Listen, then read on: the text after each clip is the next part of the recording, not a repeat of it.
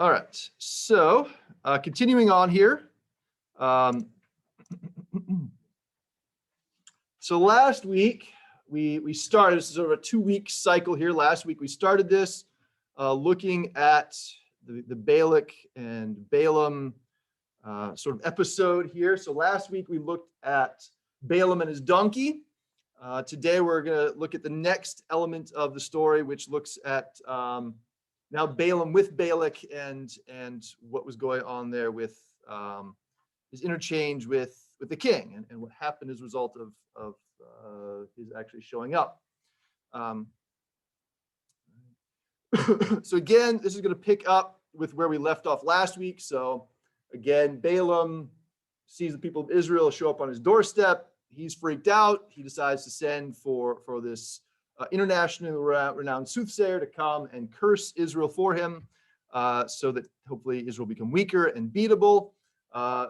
He sends 2 appeals to Balaam. The first time God tells Balaam you can't go, Balaam turns him down. Balak's really panicked, so he sends a second envoy of more important people to go get Balaam. This time God says you can go, but he gives him a this sort of requirement. You can go, but and Balaam, as we talked about, Balaam didn't really hear the but. He heard the yes, you can go, and so he's all excited. He goes with this idea that he's going to get rich, and so God has to do this whole donkey episode to give him instructions on and remind him of what his this is, you're supposed to do what I tell you to do, not just what you want to do, not what Balak wants you to do. You're going to do what I tell you to do, and kind of giving Balaam some indication that God is not the sort of God that Balaam thinks he is. That Balaam thinks of him in terms of pagan ideas and the gods that are manipulatable and that kind of thing. And God has to kind of show him that I'm not really like that. You've got to take your instructions from me. I'm not subject to your manipulation. And so, he has this interchange. Balaam sees the angel of the Lord with the sword, finds out he almost got killed, and has this whole very humiliating episode where he's made to look worse than his donkey. And he's like, hey, do you want me to go home? God says, no, you can go, but you're going to do what I tell you to do. And so that leads us then to the story today. So again, we'll start by reading through this. So when Balak heard that Balaam was finally coming, he went out to meet him at a city of Moab on the border formed by the Arnon at the edge of his territory. And Balak said to Balaam, didn't I urgently send for you to summon you? Why didn't you come to me right away? Don't you realize I'm really able to honor you? But Balaam said to Balak, look, I'm here now, okay? But will I be able to say just anything? The word that God will put in my mouth is the only thing I can speak. So then Balaam went with Balak, and they came to Kiriath Hutzah. Balaam slaughtered cattle and sheep, and sent some to Balaam and to the officials who were with him. When morning came, Balak took Balaam and brought him up to the high places of Baal, and from there he saw the outskirts of the people. Balaam said to Balak, build 7 altars for me here, and prepare 7 young bulls and 7 rams for me here as well. Balak did just as Balaam requested, and Balak and Balaam offered up a young bull and a ram on each altar. Then Balaam said to Balak, stand over your burnt offering while I go off a ways. Perhaps the Lord will come to meet me, and whatever he shows me, I will make known to you. So we went off to a barren place. God came to Balaam, and he told him, and Balaam told God, I have prepared 7 altars, and I have offered a young bull and a ram on each altar. Then the Lord put a word in the mouth of Balaam, and he said, return to Balak, and thus you will speak. So he returned to him, and there he was, standing over his burnt offering, he and all the officials of Moab. Then Balaam lifted up his oracle and said, from Aram, Balak brought me, the king of Moab from the mountains of the east. Come, bind Jacob with a curse for me. Come, denounce Israel. Shall I curse what God has not cursed? And shall I denounce what God has not denounced? For from the top of the rocks I see him, and from the hills I gaze upon him. Behold, a people which dwells apart, which does not count itself among the nations. Who can count the dust of Jacob, or number the 4th part of Israel? Let my soul die the death of the righteous ones, and let my end be just like his. But Balak said to Balaam, what have you done to me? To curse my enemies I brought you. But look, you have actually blessed them. But he replied, what the Lord puts in my mouth, that must I not be faithful to speak? Then Balak said to him, come with me to another place where you'll be able to see the people. You won't see all of them, but only their extreme end. Curse them for me from there. So he took him to the field of Zophim, to the top of Pisgah, and built 7 altars and offered a young bull and a ram on each altar. Balaam said to Balak, stand here over your burnt offering, while I myself make myself available over yonder. Again, the Lord came to Balaam and put a word in his mouth, and he said, return to Balak, and thus you will speak. So he came to him, and there he was standing over his burnt offering, and the officials of Moab were with him. Balak asked him, what has the Lord spoken? Then he lifted up his oracle and said, rise up, O Balak, and hear. Give me your ear, O son of Zippor. Not a man is God that he should lie, or a son of man that he should be sorry. Does he himself say and not do, or does he speak and not carry it out? Behold, I have been instructed to bless. He blesses, and I will not reverse it. He has not observed trouble in Jacob, nor has he seen misfortune in Israel. The Lord his God is with him, and the shout of a king is among them. God is bringing them out of Egypt, like the horns of a wild ox is he for them. For there is no bewitchment against Jacob, nor any divination against Israel. Now it will be said to Jacob and to Israel, what has God accomplished? Behold, the people which rises like a lioness and like a lion exalts itself, it does not lie down until it devours the prey, and the blood of the slain it drinks. Then Balak said to Balaam, neither curse them at all or bless them at all. But Balaam replied to Balak, didn't I warn you, saying, whatever the Lord speaks, that I must do? Then Balak said to Balaam, come, let me take you to another place. Perhaps it will please God to allow you to curse them for me from there. So Balak took Balaam to the top of Peor, which overlooks the wasteland. Balaam said to Balak, build 7 altars for me here, and prepare 7 young bulls and 7 rams for me here as well. So Balak did just as Balaam requested, and he offered a young bull and a ram on each altar. Now Balaam saw that it pleased the Lord to bless Israel, so he did not come as at other times to seek bewitchments, but he set his face toward the wilderness. Balaam lifted up his eyes and saw Israel camping by his tribes, and the Spirit of God came upon him. And he lifted up his oracle and said, the declaration of Balaam son of Beor, the declaration of the young man whose eye is open, the declaration of one who hears the words of God, who sees the vision of the Almighty, who falls down and has uncovered eyes. How good are your tents, O Jacob, your dwelling places, O Israel. Like stream beds they spread out, like gardens beside a river, like aloes the Lord has planted, like cedars beside the waters. Water will flow from his buckets, and his seed will be by many waters. His king will be greater than Agag. His kingdom will be exalted. God is bringing him out of Egypt, like the horns of a wild ox is he for him. He will devour the nations of his enemies, and their bones he will break, and with his arrows he will shatter them. He crouched, he lay down like a lion, and like a lioness, who would rouse him? The one who blesses you is blessed, and the one who binds you with a curse is himself bound with a curse. Then Balak's anger burned against Balaam, and he struck his hands together. And he said to Balaam, to curse my enemies I called you, and look, you've actually blessed them these 3 times. So now, run on back to your home. I had said that I would certainly honor you, but see, the Lord has kept you from being honored. But Balaam said to Balak, didn't I even say to your messengers whom you sent to me, even if Balak were to give me his entire house full of silver and gold, I am completely unable to do anything of my own will, either for good or for evil, outside of what the Lord commands. What the Lord speaks, that I will speak. And now, see, I am heading home. Come, I will inform you of what this people will do to your people in days to come.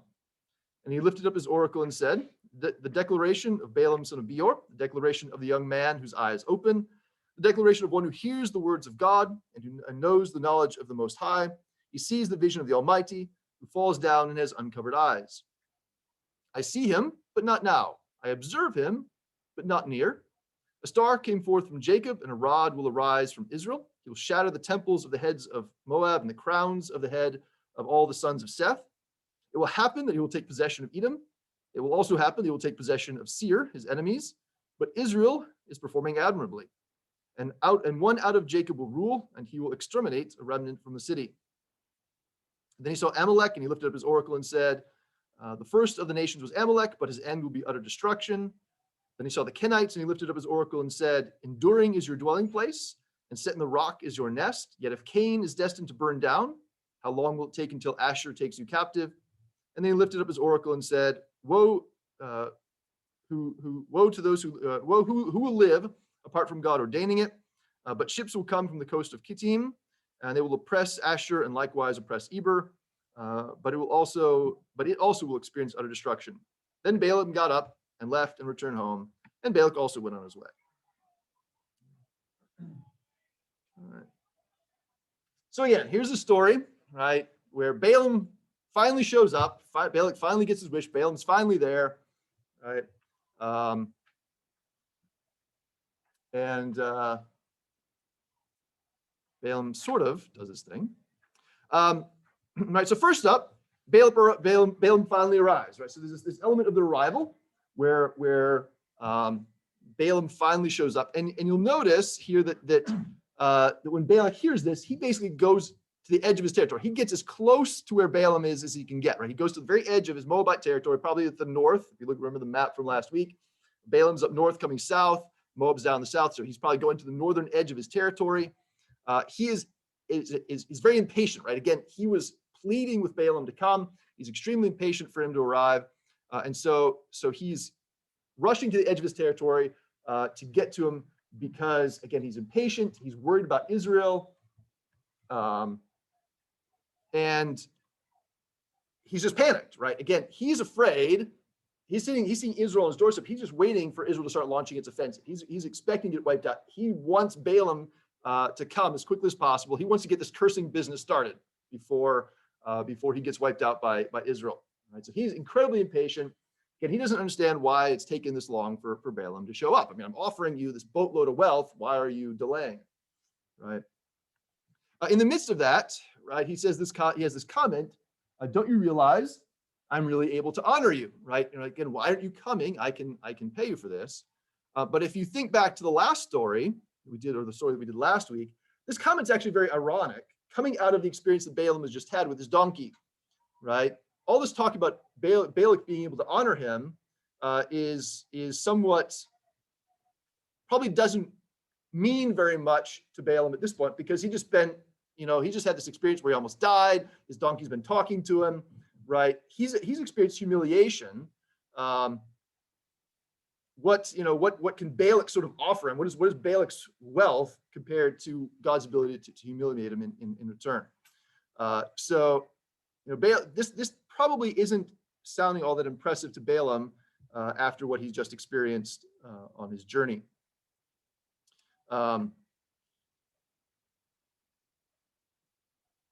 Right, again. In this case, as far as Balaam's perspective is, Balak's ability to honor him doesn't seem very great compared to God's ability to humiliate him. God can do what he wants. So if the choice is, honor or humiliation, I mean, it's the idea that the Balak can honor him is just kind of doesn't, again, it just doesn't seem to ring, probably doesn't ring, have much of an impact on how Balaam's thinking right now. He's still smarting over the whole donkey affair. Right, and then Balaam, right, his response, when I read this, I get the sense that there's a little bit of frustration and irritability in his response. He's kind of grumpy when he makes this response. Like Balaam's like, why, Balak's like, what took you so long? And Balaam's like, hey, I'm here now. All right, take a chill pill. Right, he's just had this experience where he's been humiliated. He's had this donkey talk to him. He's just been told he's inferior to his donkey. He was hoping to get a lot of wealth out of this. God's basically said, you're going to get your life out of this. All the dreams that he had when he went on this journey have been kind of blown up. So he kind of comes, and I get the sense that when he finally arrives, again, he's not in a very good mood. He's kind of grumpy over the journey that he's just had. Right? He's not particularly excited about doing this anymore. And then he gives Balaam, then Balaam gives to Balak this warning. Balak's all excited about what's going to happen. Finally, Israel's going to be cursed. Finally, I'm going to get the edge on my enemies. Finally, I can drive them out of my territory. This is going to be great. And Balaam kind of gives him this warning, and what I call sort of this, from our perspective, from the Israelite perspective, a preview of coming amusement. Right? We know the rest of the story. Balak doesn't at this point. And so, Balaam kind of gives Balak a heads up that this is not necessarily going to go the way you think. You gotta, you have this in mind that this is going to be a big cursing affair. Be aware that I'm only going to be able to say what I'm told to say. This may not work out as well as you think. This seems to be an attitude change for Balaam here.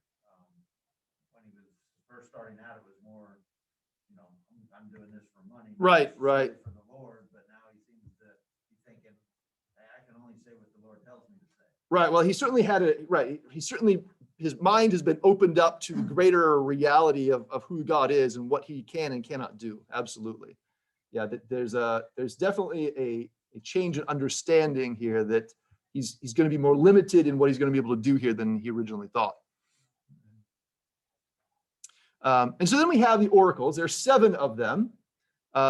We have what I call the big 3, the first 3 oracles that all sort of are directly sort of this reaction to Balak's desire to curse. They all follow a very similar pattern where there's this element of preparation. So before the oracle, there's this element of preparation.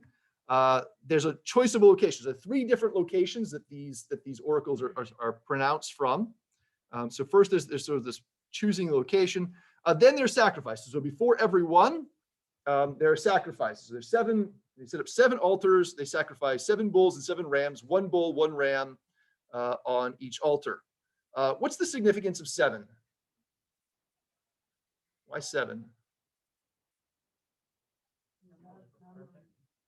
Okay, so the number of perfection or completion. So if I have seven altars, it's that you've got a complete number of altars, a complete number of sacrifices. Again, numbers were very significant in the ancient world. And so again, you're trying to appease the gods, you're trying to have the right number of sacrifices so that, again, that things will line up the way you want them to. At least, again, that's how Balak is thinking. And then so you have the preparation of the location, the sacrifices. Balaam kind of gets this message from God, and then he gives the oracle, right? And then there's sort of this aftermath, this reaction to the oracle, and which consists of Balak's anger and Balaam's sort of self-defense, right? This defensive kind of, hey, I can only say what I'm told to say, kind of thing. Right? So the first 3 oracles all kind of follow this pattern. These are kind of the main 3 oracles and the longest 3 oracles of all of this. So in oracle number 1, right, there's this location, this Kiryat Hutzot, and identifies as the high places of Baal. We'll talk more about that a little bit when we get to the 3rd oracle. These sacrifices, again, 7 altars, 7 bulls, 7 rams. You have to realize that these are pagan kinds of sacrifices. Don't think of these in terms of sacrifices from a Mosaic law kind of perspective. And if you've read up to this point in the Bible, right, you've gone through Exodus, Leviticus, a large part of Numbers, but all kinds of laws about the sacrifices that they're supposed to alter, that Israel's supposed to offer. Hold on. All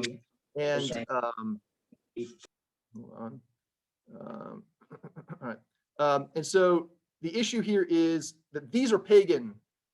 These are going to be pagan sacrifices. That these are primarily designed to provide animal parts for Balaam to use in his divination practices. Again, a lot of these pagan diviners, they would read animal livers, entrails. They did all kinds of fun things with animal parts. Okay, that's what people who wanted to go to medical school back then. That's what they did instead, since they didn't have medical school.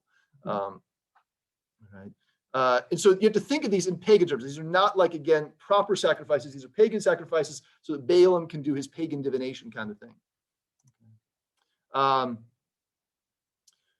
So again, and probably, especially when you read the 3rd oracle, if you look at the introduction to the 3rd oracle, where it says that Balaam, this time he decided not to seek bewitchments, there's still a sense that even though Balaam recognizes he has to say what God wants him to say, there's still a sense that he's trying to get what Balak wants. He's still hoping, he's still following his divination practices. There's still, I get the sense as I read this passage, there's still the sense he's hoping somehow to get what he wants for Balak. He's still hoping to get the cursing. Finally, by the 3rd oracle, he just gives it up. Right? But the first 2, the way it operates, seems like he's still trying to get what Balak wants.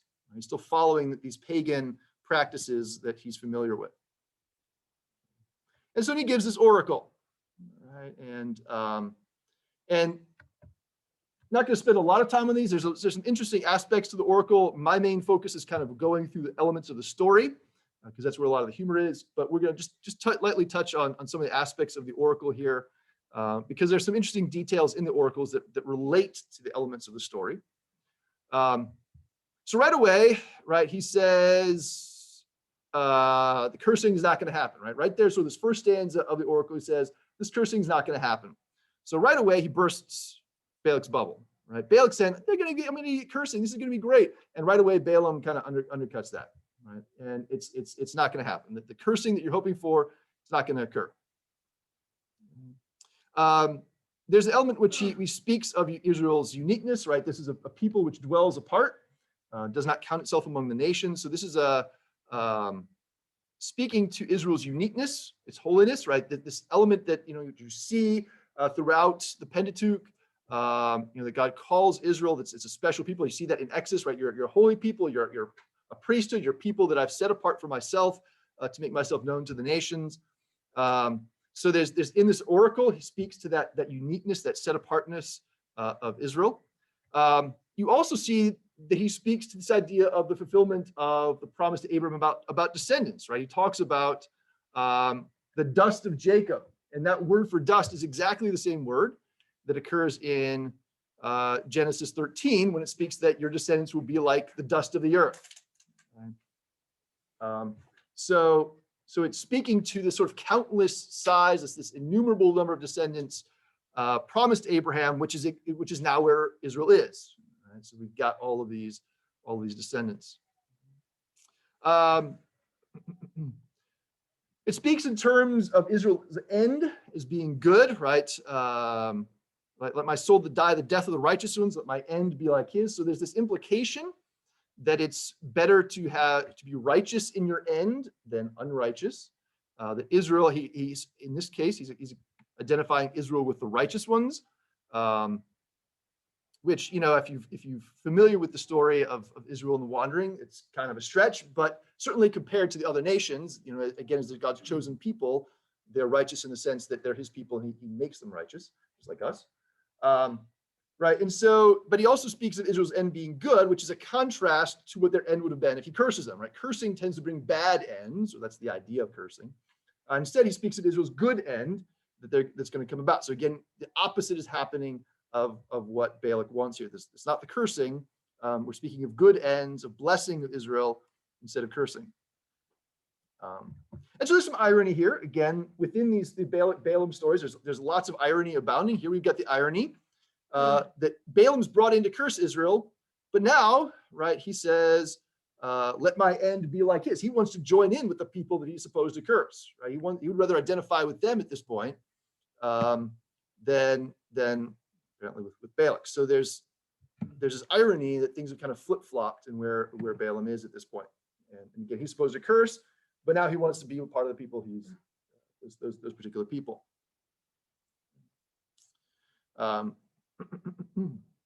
Right, so we have this blessing. So he's brought in to curse, but instead we get a blessing. We talk about Israel's uniqueness, about their bigness, about this good end that's going to come to them. And so again, this is the opposite of what Balak wanted. All right, and so he's none too happy. Right, he's none too happy. So he responds with this. Right, he's angry. I kind of love his response. What have you done to me? Right, you can kind of just sense his rage here, his frustration, which again, from the perspective of God's people, and Israel's kind of funny. Obviously, he didn't think it was very funny, but he can't believe his ears. He can't, he doesn't understand what's going on. He just got the opposite of what he's bargained for. Right, he brought Balaam in to curse. That's what he's paying. That's what he's got this contract signed. You're supposed to curse them, and you're blessing. That's not the way this is supposed to go, right? So he's not very happy. And in return, Balaam kind of has this sort of defense again. He's replying defensively. He's like, hey, I can only say what I'm told to say. I'm not the person in charge here. If you got issues, don't take them up with me. I'm just the message bearer. I'm just repeating what I'm told to say. Right, so there's this comic element of Balak's anger, right? This impotent anger. He can't do anything about it. He's just mad. And Balaam, who's just kind of thrown up in his hand, said, "I can't really do anything about it either." Right, and so there's this sort of comic interplay between these two guys who are both, in some sense, in one way or another, at the mercy of what God is doing. Right, neither one can really control the outcome here. right? So Balak, again, thinking in pagan terms, Balak is thinking that if I change location, maybe that will change God's mind. That again, sometimes the pagan gods, they're kind of location oriented, that maybe if I change perspective, if I change location, maybe God will be more amenable to this whole cursing idea. So he takes him to another place, right? To the top of Pisgah. Yeah. Forgive me if you said this last week. Does Balak realize that they're talking about the Israelites' God? Or is he thinking in terms of general gods? Well, Balak would think that the Israelite God is like the gods he's familiar with. So to him, Israel's God is no different than his. But is he appealing to Yahweh to curse his own people? That would be, because Balaam certainly seems to understand that he's talking to Yahweh. right. You know what I'm saying? Right, but again, from a pagan perspective, the gods were kind of fickle, and from their perspective, the gods didn't have the kind of relationship with their people that Israel's God has with his. Right, the idea of a covenant relationship where these are my people and I protect them for my own sake didn't exist. Right, the gods were very malleable, and so they would, if you can get them in the right mood, they'll be happy to curse their own people if you get them in the right mood. So again, that's why the pagan peoples were always kind of in fear. They were always trying these manipulative techniques because they never knew what mood their God was going to be in and what he was going to do. Right. So Yahweh is the passing God through with the Israelites, and they're hoping, just like they do with Baal or any of the others, that they can change his mind and get him to curse the people. Right. Get him in a bad mood, get him upset enough that he'll curse his people. Sure. Right. Again, their theological understanding isn't like ours, in terms of who God is in his relationship with his people. They're thinking in completely pagan terms, and the fickleness of, just like, again, the pagan gods are like human beings. They're fickle, they're fickle, they're changeable. They're bad days, good days. If you bribe them enough, you can get them to do whatever you want. Balak was smart enough to know that this God of Israel was powerful from what he's already done and the kingdom he's defeated. And so he's looking for this extra help because he knows this God of Israel is powerful. Right, or at least he knows that he sees Israel's powerful. He sees what Israel has done. Exactly what his understanding of God's ability is more uncertain. When he looks at Israel on his doorstep, he's afraid of Israel as much as he is afraid of their God. Now, there's some element of who God is that gets made known, because the Canaanites, like you read about Rahab, and the Canaanites are afraid. We'll talk about in the story next week that there are people who, when we'll talk about the Philistines next week, that some of these stories get around and they are afraid. But again, their comprehension of his ability, his power, is not the way we would think of it in our more complete theological understanding. But certainly there would probably be some understanding that this is a God who's great. But then again, that's why he's trying to change his mind, because I don't want him in their corner, because that's dangerous for me.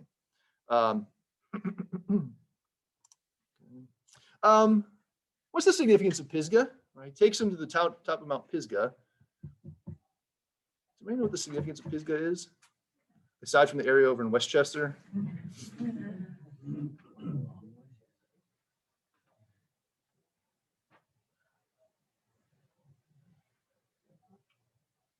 I believe if you get to the end of Deuteronomy, that's where Moses went when he gets to overlook the promised land before he dies. So what's interesting is this sort of association of this territory, which trying to use it to curse Israel. That's actually where Moses ends up going to see the promised land before his death, which is kind of interesting. Again, it's a territory, but it's kind of this interesting, which is probably on the part of the author. This some of the commentaries I read, that there's association of Balaam with Moses, and this contrast between the proper sort of prophet of God and sort of this false soothsayer, and setting them up in this interesting contrast between the one who sort of properly serves God and the one God just sort of makes use of for his own benefits. And so I think there's probably a little bit of tie in there by the author to connect those two men together, or to contrast them. Also, there's another, if you think through this, there's really a tremendous irony here. So again, Balaam goes away. gets his message, come back. And Balak says, what has the Lord spoken? Right? He's eager for hoping this time he'll get the cursing message. But there's really a lot of irony in the fact that he uses that name. It's not just Israel's God, it's not just God. He says, what has the Lord spoken? What's the significance of, which we would typically, that's the Yahweh is what that's, the English, all caps is usually what that is representing. What's the significance of that from Israel's perspective? What is the significance of that name? How he revealed himself to Israel. That's the covenant name, right? That name is associated with his covenant with Israel. Again, it's associated with the fact that he's got this relationship with them. So here you have Balak using a name, right, for God, the very essence of which indicates that he's got a relationship with these people. So he's using a name. If he understood the name, he would understand he's not going to get what he wants. This God has a covenant relationship with the people, right? This God isn't going to curse them because he's got a relationship with them, right? So there's this irony that he uses this name without really understanding what it means, and that the very name means that God isn't going to curse them, because the very name is a reflection of his relationship with them, right? This covenant, he's covenanted with them to protect them and to deliver them. He's not going to curse them. There's a lot of, again, it's just a lot of irony is worked through the story. And so then you have Balak gives the second oracle, right? And again, or Balaam gives the second oracle. He speaks to Balak, right? He's calling Balak to listen, and then he gives this oracle. And one of the primary elements, right off the bat, one of the primary elements of this oracle is the indication, is pointing out to Balak that God is not like the pagan gods. He is not like a man. He is not fickle. He is not wishy-washy. He's not one way one day and another way the next. That again, both Balak and really some way Balaam are thinking of God in this sort of pagan terms, and right away this oracle is pointing out that is not at all what the God of Israel is like. He's not changing locations isn't going to change his mind as to the outcome here. And again, right after that, right? So God doesn't change his mind. He said he's going to bless. That means that's not going to change, right? However much you might want the cursing, this God who doesn't change isn't going to change his mind. If he said he's going to bless, that's what's going to happen, right? You're not going to get anything else, right? So if God's committed to blessing Israel, you're not going to get any other outcome.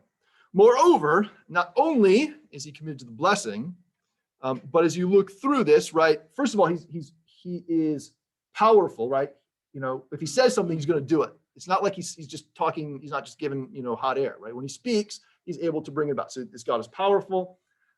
He's able to protect them. So again, no trouble, no misfortune, because God's with them. They're not going to experience, the outcome of what a cursing would do. They're not going to experience it because God's there to protect them, right? He's with them. The idea of he's their king, which means, again, that idea of his protection, bringing them out of Egypt, this idea of being their redeemer, their deliverer. The idea of being like the horns of a wild ox is the idea of strength and power and ability. So again, there's not going to be any bewitchment. There's not going to be divination. There's nothing you can do to curse them because God is with them. God is protecting them. God has delivered them. All attempts to curse will fail. They just aren't going to succeed. Right. So God is there as their king, as their redeemer, as their protector. Balak, you haven't got a prayer, right? There's no way that you're going to get the outcome you desire here. It also speaks at the end of that, it talks about Israel like a lion. So it's also, again, the idea of Israel being dangerous, which should also have been a warning to Balak that, this just like a sleeping lion is not something you want to mess with. You don't want to mess with Israel, right? They're dangerous. So it's kind of a warning to Balak with what he's trying to do here. Just you're better off leaving well enough alone, right? And again, there's the idea that Israel's ability comes from the God who's with them, right? That he is their source of strength, their source of ability that's why they're dangerous ultimately. And so there's this oracle kind of again directed towards Balak, who wants to curse. It's not going to happen because God's committed to blessing them. Even worse for you, right? This God is on their side. He's protecting, he's delivering. All attempts on your part to try to curse them are utterly going to fail. Right? And so once again, Balak's not very happy.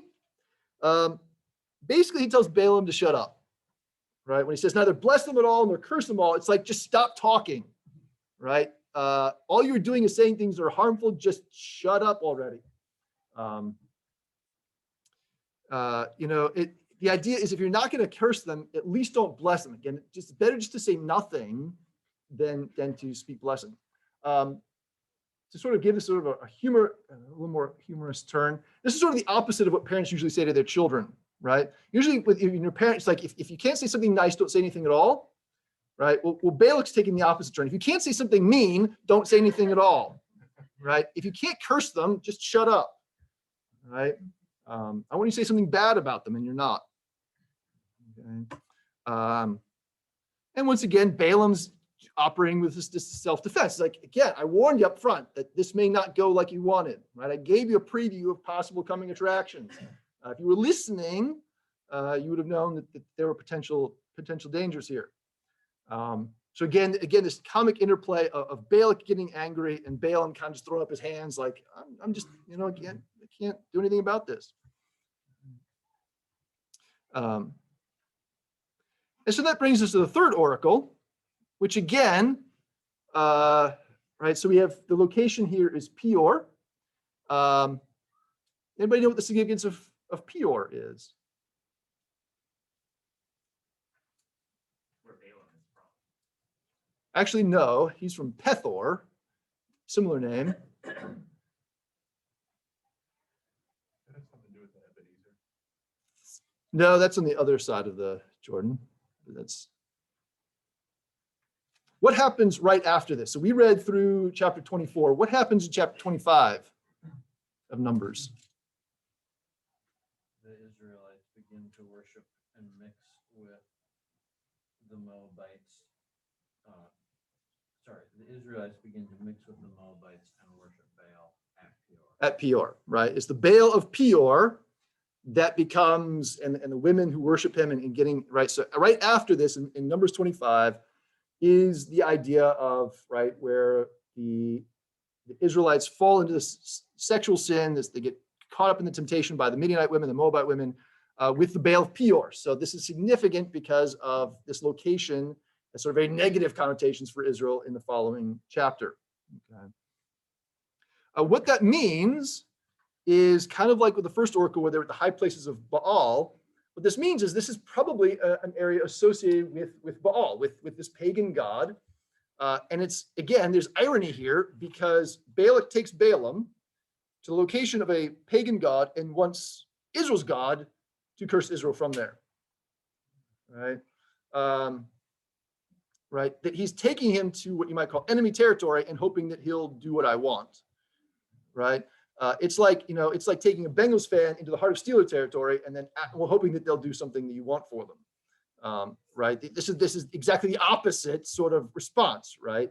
It's if you're not, that he doesn't he doesn't understand who God is, and so there's this tremendous irony that he doesn't understand what's going on. That taking God to some place associated with Baal is going to generate the exact opposite of what he wants. He's not going to appease God or please God by doing that.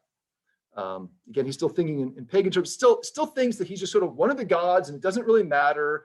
And they were thinking this they typically had a pantheon. Usually they had maybe one god that they worship primarily, but most of those nations had a pantheon of gods. They all kind of interacted. So it doesn't really matter if I take him to this guy's place because they probably know each other anyhow. Right? Again, that failure to think in terms of the fact that God wants no other gods and that all other gods are anathema to him.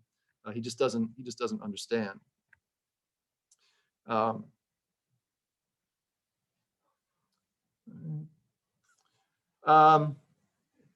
then there's more irony because Balaam just gave an oracle about the fact that God doesn't change. And so what does Balak do? He tries to change the scenery again in the hopes that that will get God to change his mind. He wasn't listening very well, right? He's kind of like some of my students in my classes where I spend 10 minutes talking about something and then I'll soon ask you, how do you do that? I'm like, I just spent 10 minutes going over that. It's Balak. He's kind of going in one ear and out the other, right? This whole big spiel about how God's protecting Israel, delivering Israel doesn't change. And I'm going to think if I change scenery, I can get him to change his mind still, right? Right. So again, there's this incredible irony going on here. Balak's just not listening, right? He's so single-mindedly focused on getting Israel cursed that he just doesn't listen, right? Any other idea just isn't getting into his brain, which is again part of the humor of the story. Is that there's a point at which you just can't help but laugh a little bit at just his persistence. I mean, you got to give him credit. Again, he's very persistent. If you're going to give him credit for anything, yeah, give him credit for persistence. But again, he's not listening. He's not paying attention. There's a sense in which you're seeing how desperate he is. It's almost driving him insane, right? If you think of the definition of insanity, where you keep trying to do the same thing over and over and hope for different results, right? That's kind of what Balak's doing here. He keeps hoping, right? I'm going to keep changing. I'm going to keep doing the same thing. I'm going to hope I'm going to get different results, right? So he's kind of losing his mind here. He's so desperate to curse Israel. Again, this is where we see with Balaam, this third one's a little bit different. With all the other ones, there were the sacrifices, and apparently he was trying to use those sacrifices to appeal to God in some way. This one's different. He kind of finally gets it that the cursing thing isn't going to happen, and so he just gives it up. He's like, I'm just not going to even bother anymore. Clearly, this is God's going to bless, so I might as well not even try to fight that. He kind of gives it up, gives up the kind of divination thing. Again, just kind of settles into this idea that the blessing is what's going to happen. That's the order of the day. The cursing is off the menu. It's just not going to happen. Okay? You're not going to get any cursing today. So he just doesn't fight it. He just kind of gives in and doesn't fight it. And then you have this very ironic situation where it mentions that the Spirit of God comes on him.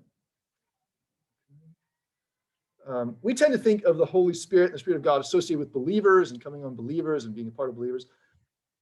But one of the things that's fascinating about the Old Testament is, in stories like this, is it demonstrates that God can work in a spirit in anybody. That God's Spirit and his ability to move and work can be through anyone. And that he can take a pagan diviner, not that this means he's indwelling Balaam the way he indwells believers, right? That this is a empowerment for a purpose, not indwelling for relationship, right? It's a very different sort of thing here. So we must not get confused about that. But it demonstrates that God has the ability to work through anyone, right? That there is no limitation to God's ability. Just because this guy is, from our spiritual perspective, way off the rails, doesn't mean that God is, well, can't use him then. God's Spirit can come on him and work on him. Again, it's not mean that Balaam is being saved. It's not. It's just he's using Balaam as this sort of conduit through which to speak. So again, there's a little bit different element to this oracle because in the first two, there was a sort of this external giving. So Balaam went, got the message, brought it back, and spoke it. Whereas this one, because of God is working through his Spirit, there's this direct sort of internal, directly speaking through him. It's not the sort of getting it and repeating it. It's just God's coming and speaking directly through him this time. Giving the message directly through him to Balak.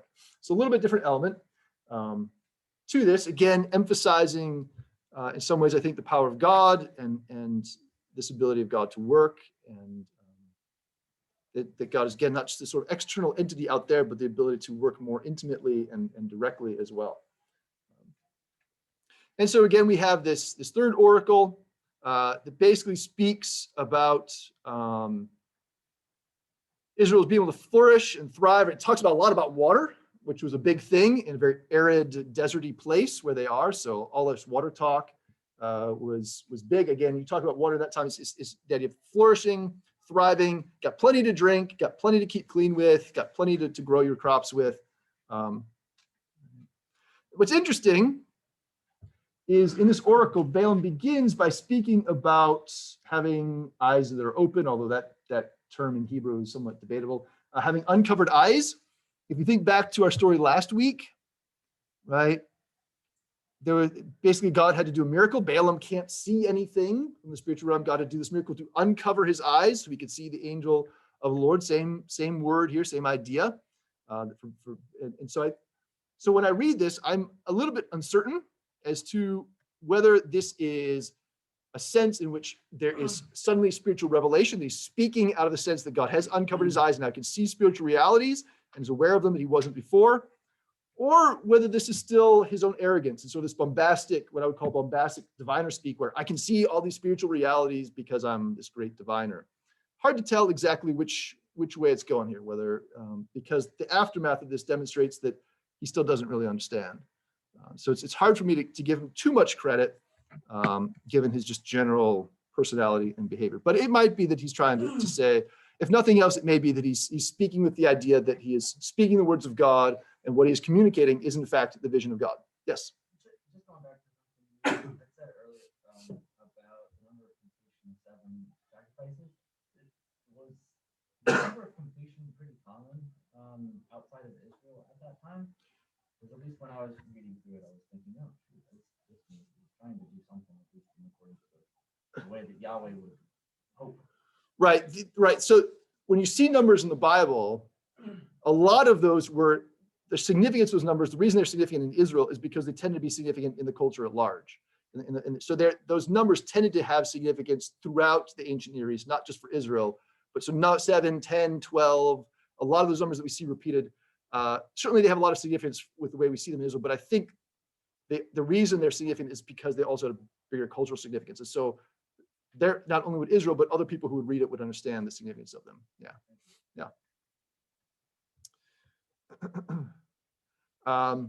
Speaks about Israel having an exalted king and kingdom. Speaks of Agag, which was a king of the Amalekites who appears in 1 Samuel. So this may be a reference to the Amalekites.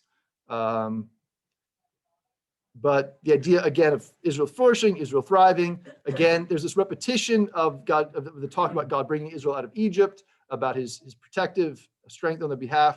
Again, there's this repetition of this lioness and lion motif that we saw in the second oracle. But again, it's a message of blessing, right? Israel's going to thrive. Israel's going to flourish. Again, he's opposed a common curse.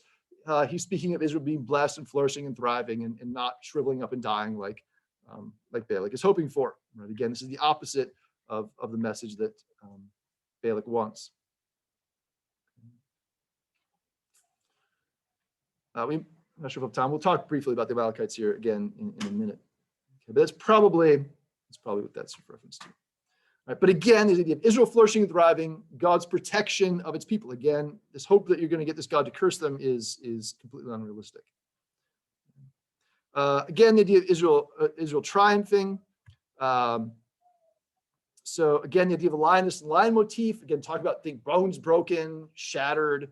Opposing Israel is not, again, a good thing. You're doomed for destruction if you try to do this. And so again, this warning to Balak, you probably should leave them alone rather than trying this whole cursing thing.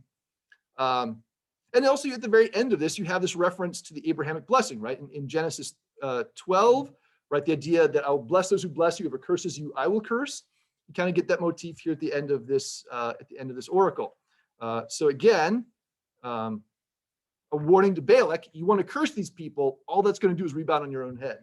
Again, because of sort of God's protection, if you think of sort of this shield around them, you throw things at a shield, what happens is that they rebound, right? They come back at you, right?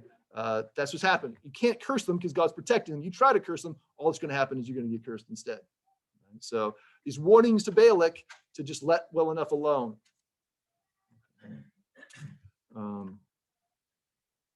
Right, the messing with Israel is a dangerous thing. You're just playing with fire.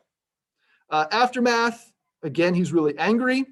At this point, again, Balak's anger has kind of reached its peak. It totally boils over at this point. This is just a little fun FYI. In the Hebrew, this is the same term we saw last week in last week's story when it talks about anger burning. The literal Hebrew phrase is that their nose becomes hot. Okay, so from now on, if somebody makes you angry, you can tell them that they just gave you a hot nose. Okay. All right, so there's a little fun little FYI for the day. What's ironic about this is, again, this is the same term we saw in the story last week. So Balak's feeling towards Balaam is exactly the same feeling that Balaam had towards his donkey, is exactly the same feeling that God had towards Balaam, right? There's this anger because you're not doing what you're supposed to do, right? The donkey didn't do what it's supposed to do. Balaam wasn't going to do what God wanted him to do. Balaam's not doing what Balak wants him to do. So this is again, ties it to the previous story of sort of this wayward behavior and the anger because of that. Okay. Again, even Balak mentions this, you bless them 3 times, right? And the idea of 3 times is this emphasis that it's absolutely going to happen, and you're going to get not just blessed, but you're really blessed, right? Again, this emphasis of the 3 times, sort of this confirmation that blessing is going to happen. So he's really mad about this because not only did you not curse them, but you blessed them, and not only did you bless them 3 times. You basically sort of just super blessed them, if you will, right? Which is not at all what Balak wanted when he got into this, right? So basically, in his anger, he basically withdraws the offer. He said, "You didn't keep your part of the contract. I'm not keeping mine." Right? He withdraws the honor he was going to promise him. Right? So I was gonna massively honor you, but that's not going to happen. He sort of blames God in the sense that God has prevented you from doing this. But most of his anger is with Balaam. He doesn't get angry with God. It's like, God, why didn't you let me curse them? He's angry with Balaam for not doing his job. Because again, he's still thinking in pagan terms that as the diviner, Balaam should have been able to do his job. He should have been able to bend God to his will and do what he wanted. So his anger isn't with God for not preventing, for not doing the cursing. He's angry with Balaam because Balaam didn't live up to his job. Okay, again, doesn't seem to be aware that Balaam didn't have a choice. Again, the irony of his impotence, of his lack of understanding of what's going on. Again, in spite of all of these oracles, which he apparently did not listen to, in spite of all that happened, he just never gets the point that this God of Israel, this God that Balaam is talking to, isn't anything like the gods he's familiar with, right? That this is a totally different sort of God that's not susceptible to human manipulation. God controls, he is not controlled. And then because he's so angry, he basically tells Balaam to run on home. He basically, the Hebrew word there is basically the of fleeing, right? So just flee home, run home, kind of like, I'm angry with you, you're a disobedient little boy, you better flee home before I come and get you myself. Again, basically he's kind of insulting Balaam here for not doing his job, right? He's just so mad that he's withdrawing his offer and he's throwing insults at Balaam at this point because he's so mad. Balaam, he's just defending himself, right? It's not my fault. I'm just repeating the message, right? Basically, don't shoot the messenger, right? I'm just the intermediary here. Don't get mad at me. I'm just saying what I'm given. But again, the irony is the humorousness is Balaam is this diviner who's supposed to be able to control the gods, and he can't do anything, right? Balaam is absolutely powerless to do his job. God is controlling what's going on here, and neither Balak nor Balaam can do jack squat about it.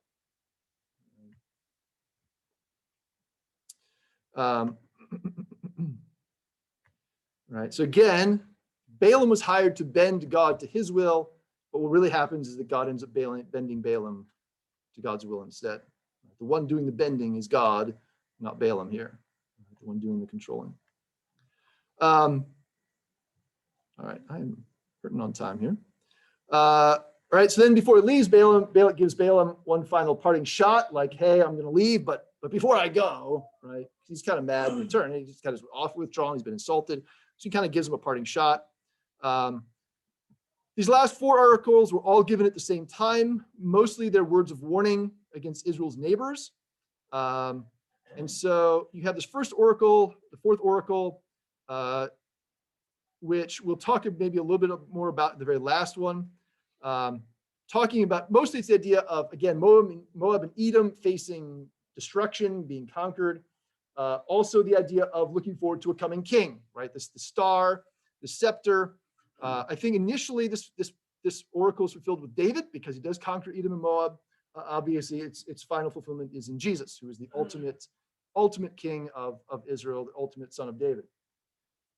The idea of a rod or scepter is the same word that you see in Jacob when he's giving those kind of parting messages to all the sons. He talks to Judah that the scepter will not depart from Judah.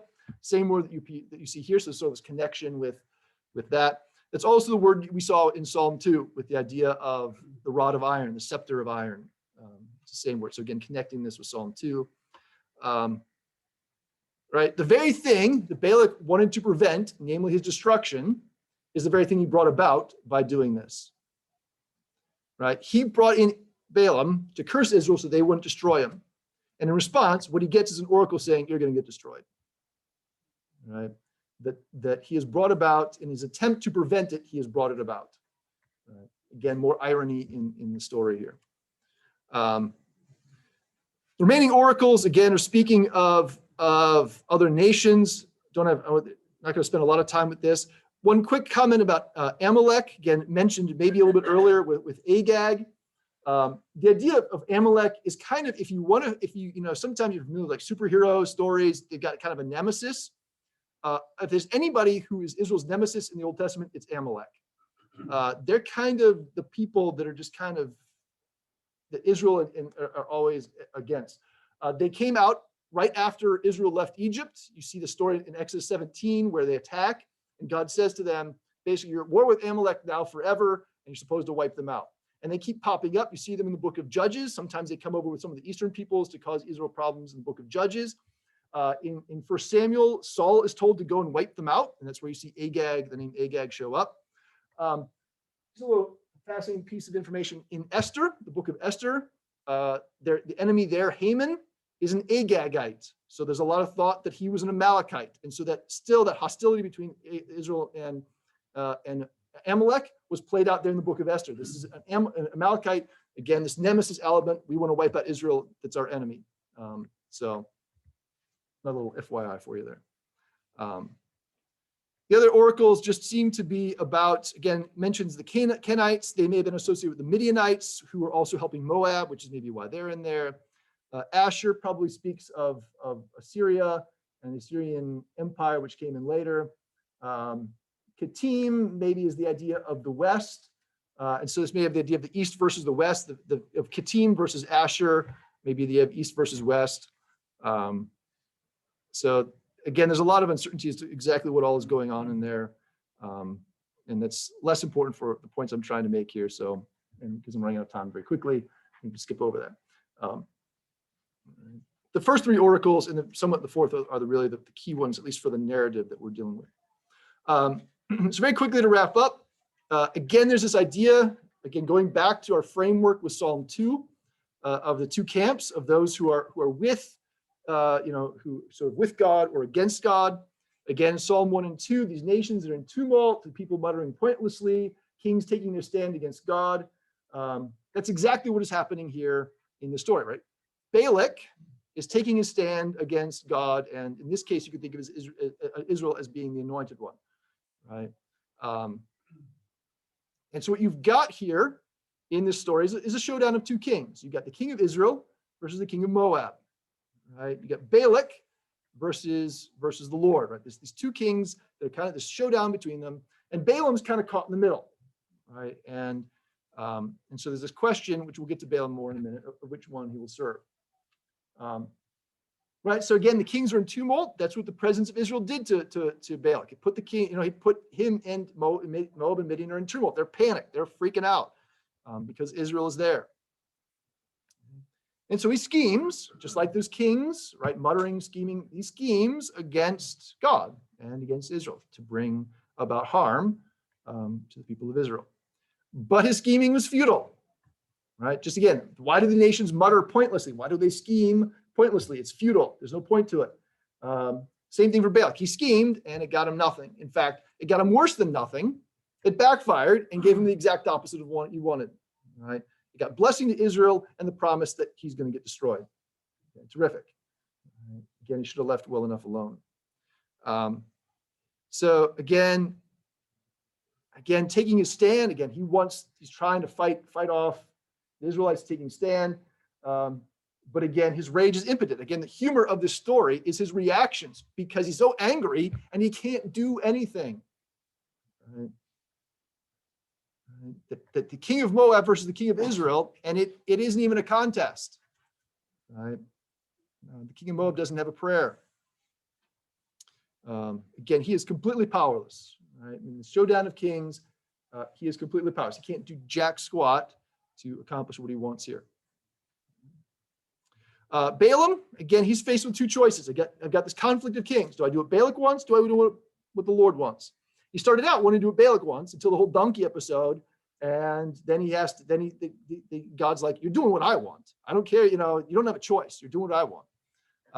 And so he didn't want to necessarily serve God, but God didn't leave him with the choice.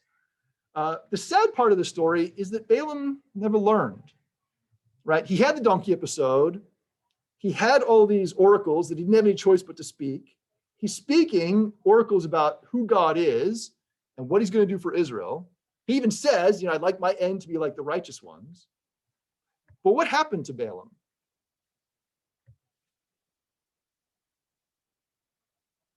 He leaves, goes home with Dan. That's what it says, but that's probably not what actually happened. He actually figured out a way that God would curse Israel. Right. He figured out a way to get what he wanted, to get Balak to pay him, right? If you look in Numbers 31 and 16, if you look in the book of Numbers 31, God says, I want you to go and fight against the Midianites because they tempted you with the whole Baal Peor thing in Numbers 25. God tells them, I want you to go and fight against the Midianites and deal them a severe blow as a punishment for what they did to you at Peor and the temptation they brought you. And one of the people who was killed in that conflict was Balaam. So it says he went home. Now, whether he went home and came back, or probably he headed out and had this, oh, wait, I've got a brand new idea of how I can get my money, and comes back and offers it. But what it says in there is that Balaam was the originator of that plot, that the whole seduction scheme of Numbers 25, that was Balaam's idea, right? Which is why he dies. So here's this guy who experiences firsthand what God do. He sees talking donkeys, right? He sees angels with swords in their hands. He hears these oracles about how God doesn't change, he's protecting Israel, and is this great guy, and he still doesn't get it, right? He still thinks that I can get my money and I can get around God and I can get what I want, right? And so just like in Psalm 2, right, those who rebel against God perish. That's what happened to Balaam. His heart was hard. And that's part of the story here is the hard-heartedness of Balaam and Balak, that they just don't listen and they don't change. Balaam didn't really want, for all of his oracles, didn't really want what God was offering. He wanted what Balak was offering, right? And he tried to get it in the end, and it cost him. And then you have the contrast again with God, right? And the idea of God's sovereign humor. Again, God's response to all of this and all of the scheming of Balak and Balaam is to laugh, right? The story is funny from our perspective, from Israel's perspective, from God's perspective, because these people think they can do what they want and they can't. They think they can curse his people and they can't. And so God just laughs at them, right? He laughs at Balaam and Balak. He laughs at Balaam in the whole donkey episode. He laughs at Balak here and all of Balak's anger because they can't do jack squat, right? You have two choices. You're either with God's people and you laugh with him, or you're against God and his people and he laughs at you, right? They were against God's people. They opposed God, they opposed Israel, and so God made them a laughing stock, right? He laughs at them because they didn't want what was good for people. They wanted to harm it. So there's this contrast between the power of God, right? Who you see in the story, his sovereignty, he's doing whatever he wants. Balaam is powerless, Balak is powerless. And then, so God's power versus their powerlessness. And so that, again, the element here is this sort of comical element of their impotence, right? Again, to me, the funniest part of the story is Balak's reactions to all of these, to each one of these failures, right? He just gets so mad. He's like smacking his hands together. He's just looking for things to punch because he's just so mad by the end, right? But he can't do anything. Right? Just sort of comical rage because he's powerless. So again, the other side of that, right, is from Israel's perspective, God's ability to protect his people.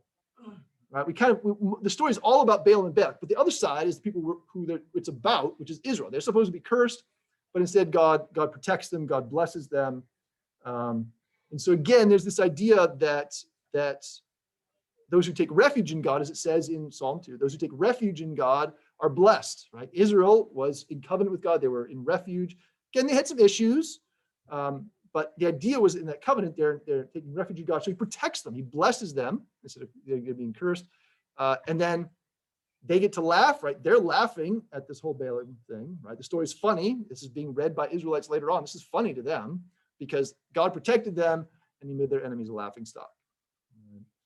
And so this, again, is structured within Psalm 2 of the contrast, the two ways that this can go. So again, something of a warning to us, right? Which camp are you going to be in? Which side of the coin do you want to be in? The side that's with God and gets to laugh, or the side that's against him and gets laughed at? Right? These two perspectives. Okay. All right. That's it. Any questions, comments, thoughts? I really love the way you've illuminated this episode, and it really is a great picture for me of what God says when he says that when the Bible says that God opposes the proud but gives grace to the humble, because of the futility that you brought out that occurs when we oppose him in Right. anything.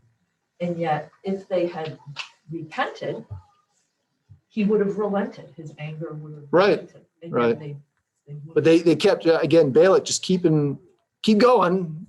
Just doesn't learn. Yeah. Whereas like King of Nineveh and Nebuchadnezzar, both of them Right. had a different attitude.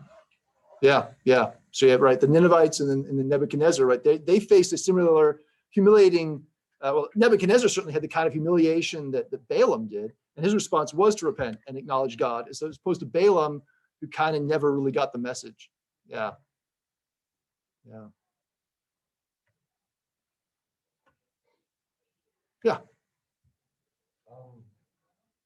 For the three locations you mentioned that they were trying to change the perspective to try to manipulate the gods because they understand the gods are fickle, maybe they can somehow get the gods to change their minds, right? Right.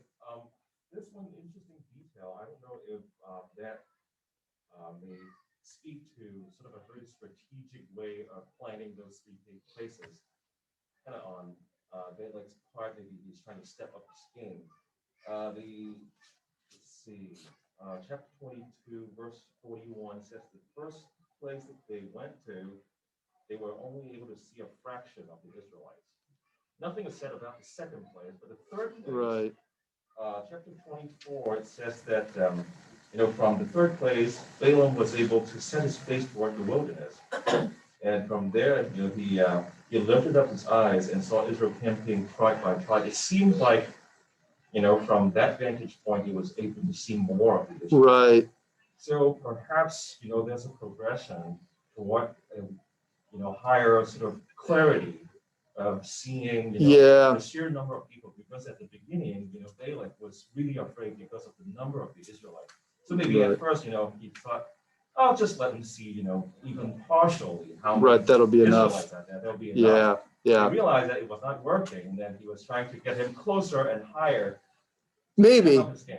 That's possible. There's some of the discussion I read was that the reason he wanted to see a part of the people was because Israel's so huge, he's hoping that a part will minimize their power. If I see only a part of them, there's again the superstitious kind of thinking that I only see part of them, it'll be easier to curse them. They won't have this power over me. It may be then later on when you can see more of them, he's like, I need to curse all of it at one time. Yeah, I mean, that certainly, I think there's certainly some element. What exactly it is harder for us to know at this current stage. But I think absolutely that the locations that Balak is taking him to are significant for some reason in terms of what he's trying to accomplish with the cursing. I think absolutely that's true.